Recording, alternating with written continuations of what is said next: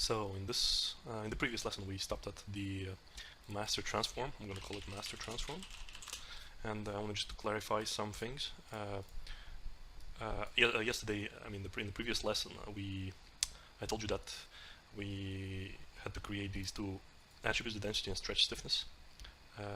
But if you notice, the max density mult and min density mult are inverted. So instead of having the min density multiplier here and the max density multiplier right here, so they should have been swapped. But I did it on purpose because I want to have more density where, like if you visualize the ramp here, I wanted to have more density where it's black and less density where it's white. So in order for these arms to pull the body, they have to be strong enough to pull it. So I wanted to compensate the weight, like the weight of the body itself, by lowering its density, because otherwise, if we leave it as is, the weight of the body will be so high that the arms will not be able to pull it forward.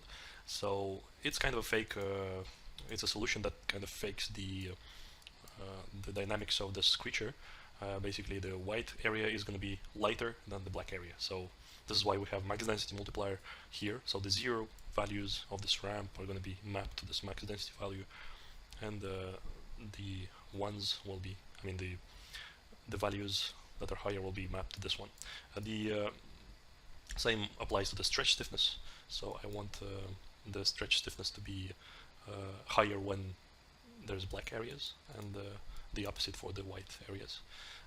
So we're going to deactivate this visualizer and set properties, creature. We have the master transform now. We have the ground set up in the previous lesson. In order to switch between the viewports, as I do here, I press space and then press 1, 2, 3, 4. This switches the views. It's really a handy shortcut for navigating the scene. In this lesson, we're going to be tackling one of the most interesting parts of this simulation, which is the Vellum solver itself. I usually prefer to use the dot version of the Vellum, basically reconstruct the solver from scratch with all the nodes, with all the microsolvers in it. But we're just for the sake of convenience, we're gonna use the sub version of the Vellum solver, and we're gonna end up in the same kind of result with the same result.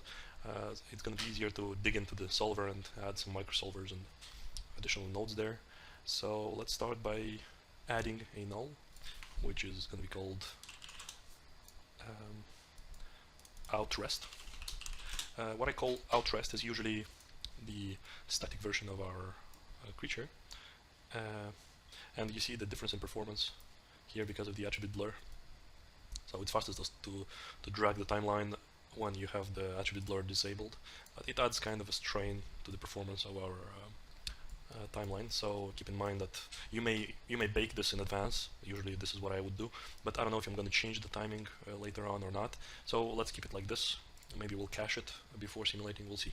So the outrest null is pointing to the master transform, the geometry with all the attributes, blinking attributes active, the live attributes transferred to the tetrahedral mesh. Well, we're going to check, just in case, we're going to check that the geometry is tetrahedral. And we have, like, if third mouse, like you click with the scroll wheel on the null, you'll see that it says polygons and tetrahedrons. So we have polygons on the surface and tetrahedrons inside of it. If we clip our geometry here, I'm going to disable hide the grid that we had, and let's clip it. So we have to clip it in the positive direction. So as you can see earlier, I was testing this geometry. You see that the attributes are transferred properly inside the volume. Tetrahedrons, they get their attributes also, which is how it's supposed to be working. So yeah, we have a volumetric mesh. So let's create the first Vellum constraints. Let's say Vellum cloth first. The Vellum cloth constraint is going to be applied to only one single group, and the group is going to be the surface triangles that we had created earlier with the tetrahedralize, the tet conform. As you see, we added the surface triangles. So we're applying these constraints only to the surface triangles primitive group. What I'm going to change here is the stiffness, the stretch, and the bend stiffness are going to be really minimal. So yeah, the cloth constraints. I'm going to set the mass to unchanged, and the same for the thickness. I'm not going to change these, but the stiffness is going to be really, really low, something like this, really low. And I'd want the skin to really stretch and bend in all its glory, and the bend stiffness is going to be really minimal. We're gonna also, I don't like leaving these output groups by default. This is why I always name my Vellum constraints with a CSTR prefix, and you'll see why, because we'll have a bunch of constraints that we have to use inside the Vellum solver, and you'll be able to recognize easier the names of these constraints. So one is going to be called constraint cloth stretch and constraint cloth bend. We're not going to change anything else here, and we're going to add another. We're going to duplicate this Vellum constraint node, and if you want to connect, you see that all Vellum constraint nodes, they have 3 inputs, 3 outputs. So the easiest way to connect these is press J on the keyboard, and it's going to turn a cursor in a kind of a needle, and you just cross both nodes like this, and it's going to connect both nodes with all the inputs into the outputs. So instead of the Vellum cloth here, we're going to change to that stretch, tetrahedral stretch. And here we're going to click preserve volume and use the non-linear ARAP. The non-linear ARAP is a constraint from the previous versions of Houdini, when the tetrahedral constraints were introduced in Vellum, and ARAP means as rigid as possible. So this type of constraint will try to really preserve the volume of your tetrahedrons, and if you have enough substeps in your solver, it's going to try to preserve the volume of these constraints. So let's see what we do with our mass. So for the mass, we're going to choose 200. This is a proven kind of value that I used before. And in the thickness, we're going to use 0.32. Calculate uniform. So yeah, the mass here is going to be calculated depending on the size of the tetrahedron and the size of the edge between the points inside the tetrahedrons. So the mass is going to be varying depending on that. And we're going to scale this mass by an attribute that we created earlier, which is density, the one that we created right here in the set properties of the creature. So you see the F density, this is where it's going to go. So this 200 value is going to multiply by the density attribute that we created earlier, and the thickness is going to be uniform for all the points. So if you zoom in and you visualize the thickness, you'll see the radius, the collision radius of these points. We're going to hide this, and as for the stiffness, we're going to just the stretch stiffness, we're going to set it to 0.001 and scale it by attribute, which is going to be the stretch stiffness, the default one. For the damping ratio, we're going to set it to 0.015. The damping ratio is a parameter that will try to stop any unwanted energy inside the tetrahedral constraints. So any jittering and any unwanted movement or like really fast movement, it's going to try to calm it down. It's like an internal friction force, and this is a value that you will play around with a lot. I mean, I play around with it a lot because it helps with achieving really stable simulations. And we're going to rename this constraint with CSTR Tets stretch. So our CSTR, the tetrahedrons will be tetrahedral stretch constraints will be saved in this primitive group. Also, we applied this to surface triangles. We have to delete this, and we're going to apply it to the GRP Tets because we are applying this to the internal tetrahedrons. And as you can see, if you go into inside the geometry, you can see that like you have kind of a web of primitives that are constraining all those tetrahedrons together and making one single solid body. Yeah, we're done with this tetrahedral constraint, and we're also going to create, let's say, Vellum constraints. Press J, drag the cursor like this, and go here and create a tetrahedral fiber. And the tetrahedral fiber constraints is a special one that's really underrated, one of the most underrated constraints in Vellum and in Houdini in general, because this is what creates contractions and expansions of muscles, and it's used a lot in the new muscle system inside Vellum. If you just search the muscle for the muscle nodes, you can see that you have muscle properties, solidify, solver, Vellum. These are all related to the new muscle system for the Vellum solver, and it's quite a new thing, and it's still kind of in beta, but it's really promising, and I think in the future I'm going to be using it really extensively. But yeah, maybe we'll explore it in another tutorial. But this is a really complex one, so let's get back to our dead fiber constraints.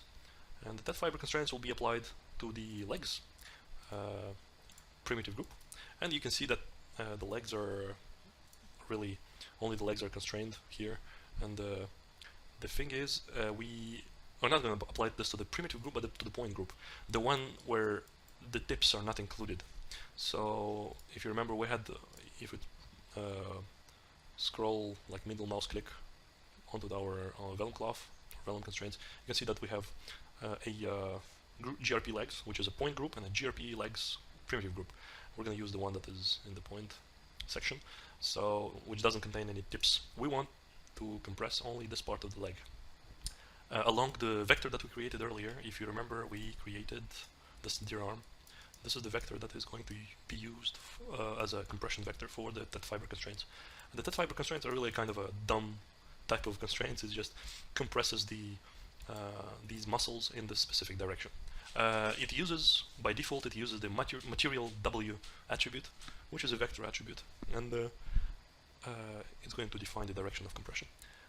Also, we're going to set the stiffness to 0 because we don't want to have any initial stiffness or initial compression, and we're going to set this to 1. Also, for the damping ratio, we don't want vibrations or jittering, so I'm going to increase it to 0.03, and I'm going to create an output group which is going to be called CSTR. That's fibers. This is it. This is done, and now the core of our simulation, the Vellum solver. Press J, drag to the Vellum constraints, and let's rename this Vellum fibers. Vellum, that's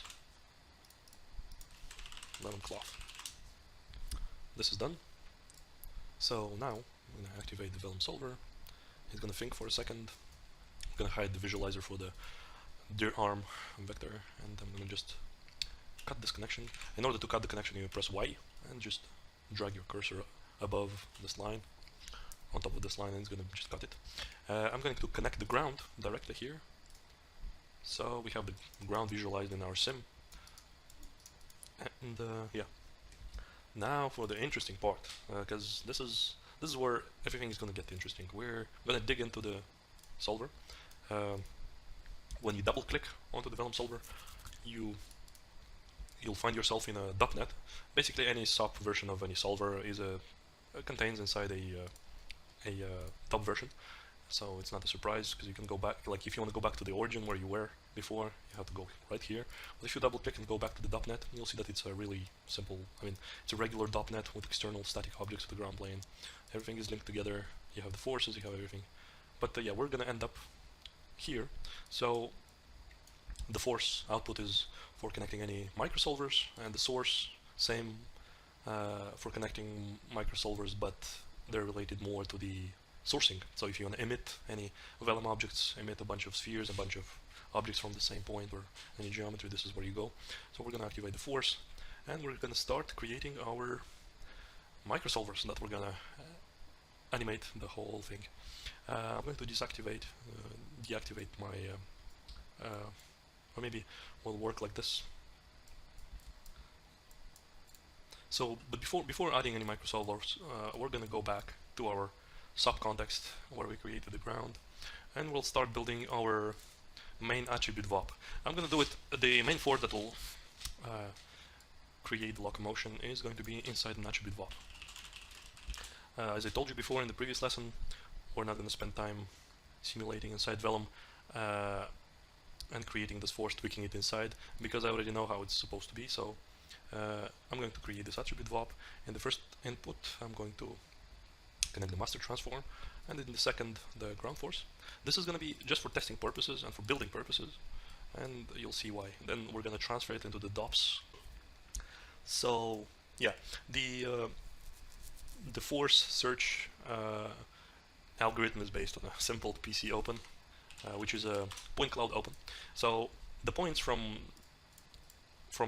our creature are going to seek points from the ground. So each point will seek the closest point, or a closest cluster of points that are defined inside the PC open, which is 10 points. So each point here in the creature is going to be searching points here on the ground, like at the average of 10 points in a radius of 0.1, which is 10 centimeters.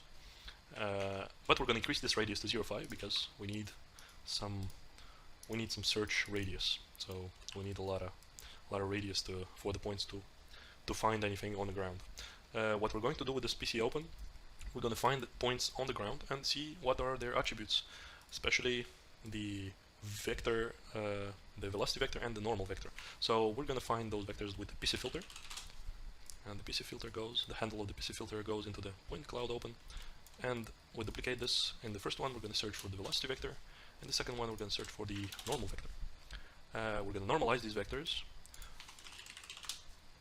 Normalizing vectors means that you're basically fitting the magnitude of the vector into each component of the vector into a range of 0 and 1, between 0 and 1, and this is for precision purposes. We need really to have normalized vectors whenever we're using these kind of forces, because we don't know what's the magnitude. I don't want to have any additional magnitude and have like chaotic control over those forces. So I want to have vectors that have components fitted between 0 and 1. And as you remember, we had a CD attribute and we had a CDR attribute. So we either import them with bind. The CD attribute is already here, so we're gonna do a vector to float. So we're gonna just take one component of the CD attribute, and we're gonna import the CDR attribute, which is also a vector. I could have done a float attribute, but it's not a lot of overhead because we don't have a lot of attributes there. CDR attribute is a vector attribute. We're gonna, or maybe not, I don't really remember. We'll have to go back, see what we've done with the CDR attribute. Oh, so yeah, I created a vector CDR attribute. So let's make it a float. FCDR is great. Here we're gonna initialize it to the FCDR. And yeah, instead of setting a vector here, we're gonna just set it to 0, and same for this one. Yeah, so we're gonna have floats. CDR is a float, CDR is a float, CDR is a float, everything is good. And we're gonna come back here, we have CDR as a float here, and the color is a vector attribute. So this is local test attribute VOP. So the CDR is gonna be a float. Let's save on those useless components of the vector. It's gonna be a float, which is lighter to read and to write and everything else. So yeah, so how does it work? This is going to be our creature. This is just one of the tentacles. This is going to be the tip of the tentacle. This is the bulk of the body. So we have a frontal force that is going to be applied to the front, which is going to be inherited from the ground. So the ground is right here, and it has a horizontal z-axis force, which pushes the tips of the legs forward in this direction.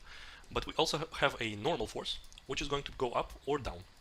So whether it's up or down is going to be defined by the CDR attribute.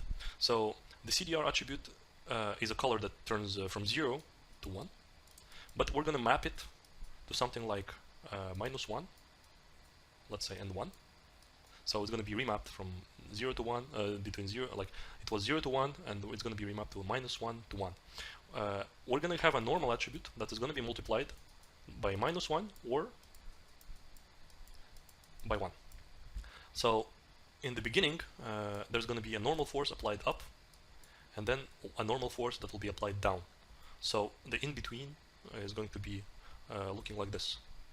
So the resulting vector is going to be forward plus up, so it's a diagonal line, and then the CDR is going to be multiplied by -1, and it's going to go down. So the tip will be here, and then will end up here. So the final movement of this tip is going to be a curved motion like this. So the curved motion will be defined like this, because the CDR attribute is going to be turning on and off, and its values will be mapped between -1 and 1. So either the normal will be added as a positive value or a negative value, and then a negative vector. So it's going to result in a curved motion over time. You'll see how it works in our system. So in order to implement this, we're going to just take the CDR and fit range between the 0 and 1, and then the final will be -1 and 1. So now we're going to multiply, because we're going to multiply the normal vector by the CDR. So the up and down is controlled by the CDR, and we're going to add this to our velocity vector that we inherit from the ground force that we created earlier. So we add this to the normalized vector here, and we're going to multiply the overall force by this color, because we want to turn on oh yeah, I forgot to connect the normalized version of the normal vector. So we're gonna multiply the result of this addition of two vectors by the color, because we want to, by one of the components of the color, so the red channel, for example. So we're gonna have a resulting vector which turns on only when the tips are white, because once it's white, the overall vector is multiplied by 1. Once it's black, it doesn't multiply by anything, it's 0, so the vector will be 0, so nothing will happen with these tips. And the product, like the safest way to add forces in Vellum, in my mind, and how I've done it before, is adding any force that you create, you add it to the existing force. So if there's any residual forces or previous attribute VOPs that you've done before, this is how you add your additional forces on top of it. You take the existing force, which is cumulative. If you have any forces existing in the system already, you take the previous force and you add your additional forces to it, and you add it to the force. So you don't connect it to the velocity, because you'll have unexpected results there. And I'm going to press Shift S just to change the type of lines that are connecting our nodes. So here we go. This is the force, and we're going to also create a bind export. Create a temporary force attribute, which is going to be called FRC. I do this attribute, I create this attribute always. Every time I create this attribute is for debugging and seeing what the force does. Also, I've never understood the difference between 3 floats and the vector, because they're both vectors. They end up being like 3 float vectors created by 3 floats, 3 components. I use either of them, it's the same for me. So yeah, we're going to output a FRC, and I'm going to debug this FRC force to see what it does. So the FRC is there. Hide the dir arm and just add a marker. It's going to be a vector trail. Yeah, and make it kind of blue, let's say. So yeah, we have the CD, we have all the good stuff here. And oh yeah, I forgot something. I forgot to make a overall multiplier. So we're gonna you third mouse click on the input 3, make a promote parameter, double click on it, and we're gonna rename this mult overall. This is gonna be the multiplier, the overall multiplier that adds forces to this creature. And let's put it to 1, let's say. And let's check that we have normals here. Oh, okay, yeah. You see the vertex attribute, the normal is a vertex attribute, and we have to go back and make it a point attribute. And yeah. So as you can see, once it turns white,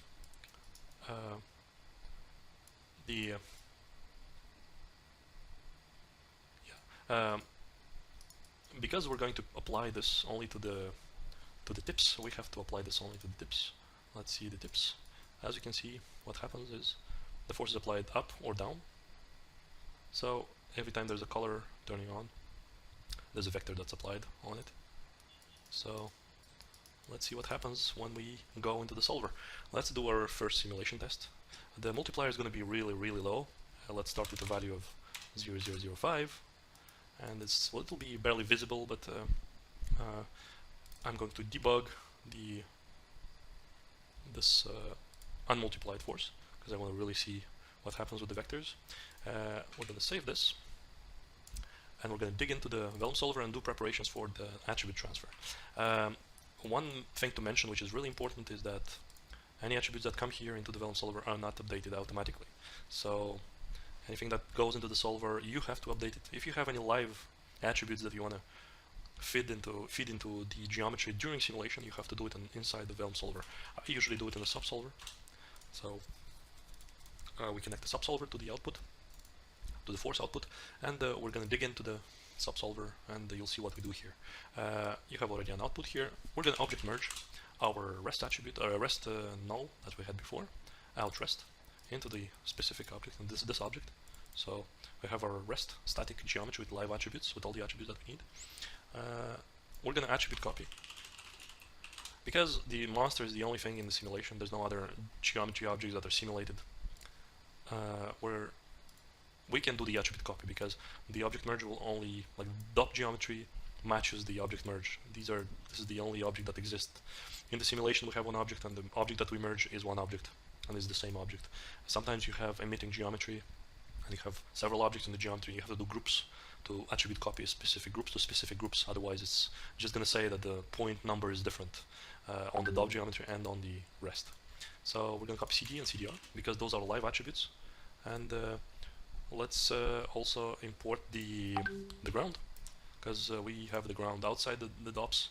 We just import the ground force, and we're gonna copy and paste our test locomotion inside this subsolver. This is where the forces will be applied. We'll do it the same way. In the first input you have the geometry that comes in, and in the second you have the ground. And Shift S just for the lines to look neat.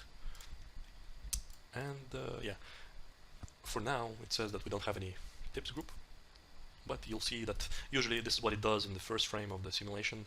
Don't be alarmed by this. Vellum does this often. It just doesn't evaluate the first frame properly sometimes, or some groups appear dynamically during the simulation. It depends. There's many scenarios where it's going to say invalid group, but once the first frame is simulated, you'll see that everything is fine. So let's see what it does. So let's press. I didn't change any settings in Vellum first, like before, but you'll see that something happens. You see that one arm is extending, but it extends too much. So these guys were, so the creature falls down. We're gonna disable the vectors here. You'll see that once one of these tips goes white, it's going to just be pushed up, forward and down. So yeah, we see that.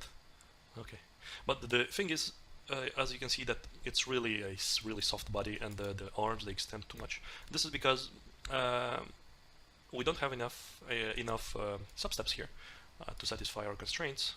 So in order to satisfy those constraints, we'll add more substeps. In my first simulation, I used 5 substeps. For tetrahedral constraints, you'll have to aim for 5 tetrahedral constraints. 5 substeps, I mean, for this kind of substeps. I usually change only the substeps. I don't touch the constraint iterations, because these are more like, it's more of a secondary thing. The substeps are the main parameter that defines the quality of your simulation, and also the satisfaction of your constraints.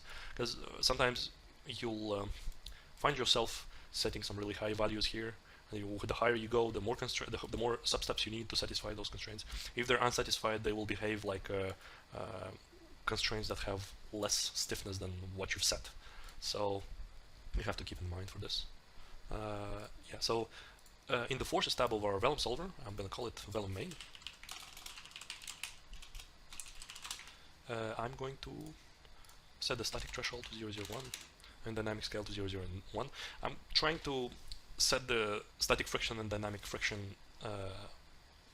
as low as possible. This is an overall multiplier over the for the dynamic and static friction. The gravity is alright, everything's fine, and yeah, that's kind of it. And you'll see that once we change the substep to 5, the arms are not going to extend as much. The shape, the stiffness of the creature shape is going to be higher, so the arms are not going to extend as much. They'll try to restore their initial volume, even if the force is kind of strong. yeah, so you see it simulates. It's much slower than before, but because of the sub-steps. But believe me, it's much faster. It's like 10 times faster than the FEM solver. We will use the FEM solver later on for wrinkles, and I'm going to build a system that creates wrinkles on top of the existing Vellum simulation. And you'll see the differences between the solvers.